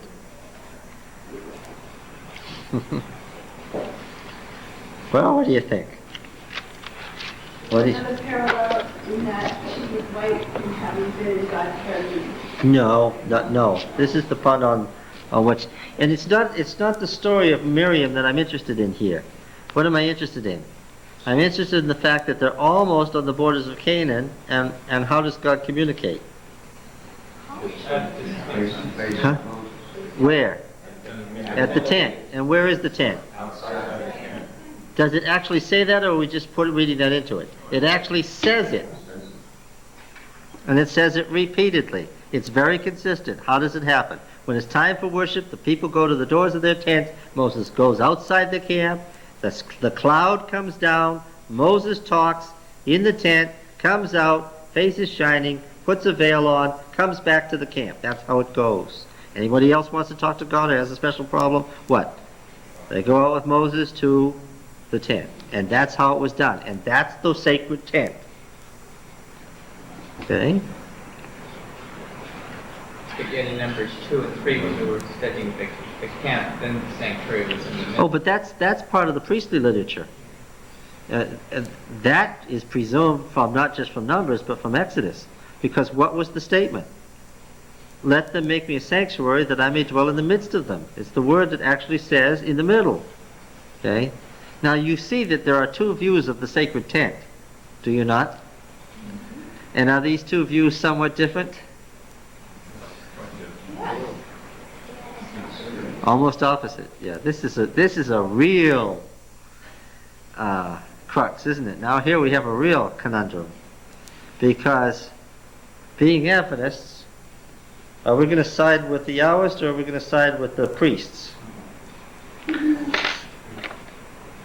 Well, could there be 2 tents? I mean, Oh, you want 2 tents now? What outside? The Look, thing that was strange is in one verse he was saying that he would send his angel with them, and only a couple verses later he said, but I won't be in your midst. So it was like he was making that's right, but that's the point of the tent of meeting.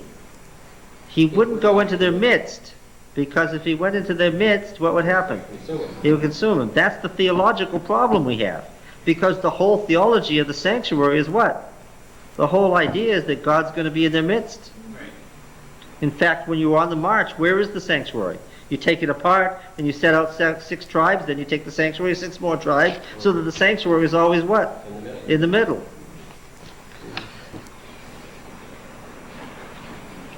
These are 2 theologies about the sacred tent in the wilderness. Where did this tent go? Well, this tent ends up at Bethel. The other tent ends up where? In Shiloh. And turns into a temple at that. John, you know what it brought out religiously to me is that Miriam was against Moses' second wife, supposedly, not unless this first one had died. We're assuming it's the second wife. So the Lord's... Well, it is a second wife, but it's a second wife either with the first one alive or not. We don't know that. But so what happens here is he's getting after Miriam for being judgmental and is thrown out of the camp. I think it gives us a religious thing that we're going to be thrown out of the camp unfortunately too. Oh, yeah. Oh, there's no question that yes, it's her trying to run Moses and his private life, and particularly the basis on which she was annoyed. What was the basis of her annoyance? It was the fact that she was a black woman that was getting Miriam. That big sister. These people are in their 80s and 90s. What? Not related directly, but since you brought it up, I couldn't help but thinking the last time I heard a sermon on judgmentalism. Who isn't the judges that you are judgmental? All right, that's good. Now, By their fruits you shall know. yes, I know that. The question that we have been examining here is the sacred tent in the wilderness, right? And I said I didn't want to look at the sanctuary. I just wanted to read the narrative. For what purpose? You see, the sacred tent outside the camp is tied to the golden calf. Why? It was the rebellion of the golden calf that caused God to say what? I can't be in your midst, or if I did, I'd consume you. That caused there to be a sacred tent outside the camp. It's not going to be surprising, is it, that when we read the priestly literature, how much are they going to discuss about the golden calf? Not one word. Besides which, if you discussed the golden calf, you'd have the problem of, how did Aaron do that and end up I agree. the high priest a couple of weeks later? The answer is, doesn't say that if you're reading the priestly literature. Maybe the Yethrite priests wouldn't mind getting rid of the Aaron. Well, because the Yethrites were the ones who were responsible for the appointment of the 70 elders in the narrative. Right? And in the narrative, we're going to find out that the sacred tent outside the camp is closely related to Judean tradition. And I'll show that to you. And I'll also show you that the sanctuary in the wilderness, in the midst, the sanctuary was related to where? If the camp, if the sacred tent of meeting outside the camp is the Judean tradition, what is the wilderness sanctuary? It is this tradition of the northern kingdom. Because the northern kingdom is denying the business about the calves.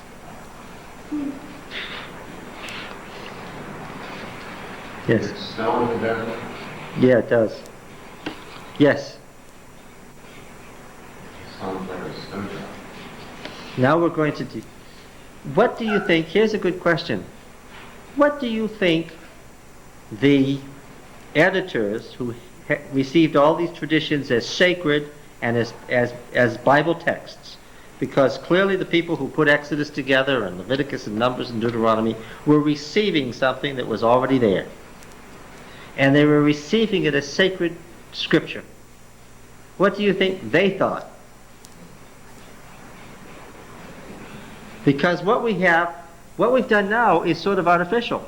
I went through and looked at just the narrative section. Now we're going to go back and look at just the priestly literature. But in fact, that isn't how Exodus and Leviticus and Numbers stand today. How do they stand? As written.